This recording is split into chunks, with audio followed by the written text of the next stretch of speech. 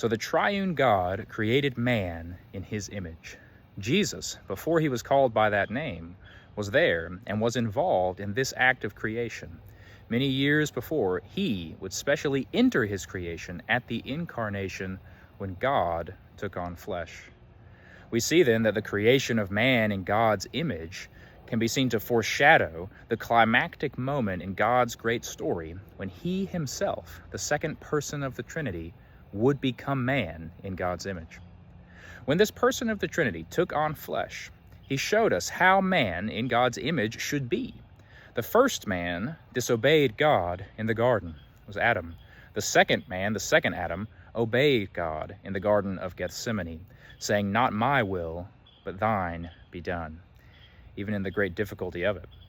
In his obedience to God, Jesus shows us what man is meant to be like, one who listens to God and lives by every word that proceeds from his mouth. Matthew 4:4. Specifically in Jesus' life and ministry, he shows us such truths as the compassion we should have for the poor, hungry, and sick, that we should serve not merely ourselves, but others. Climactically, he showed us the mercy and love we are to have even toward our enemies, when he gave his life for the very people who thought they took it from him, when in fact he obediently laid down his life and took it up again. Compare John 10:18. In making this sacrifice, Jesus lived out the truths he so wisely taught. When people asked him about paying a tax to Caesar, Jesus told them to show him the coin and asked whose likeness, ikon, like icon, and inscription it bore. This term, ikon, has the same root as the Greek ikona, or image, used of the image of God in the Greek version of Genesis 1:26, the Septuagint.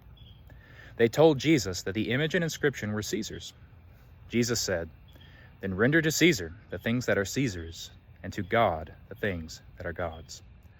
Like the man Christ Jesus, you are a person in the image of God. And you should give your life to God in faith, service, and sacrifice like Jesus, who is, according to Colossians 1:15, the image, the ikon, of the invisible God.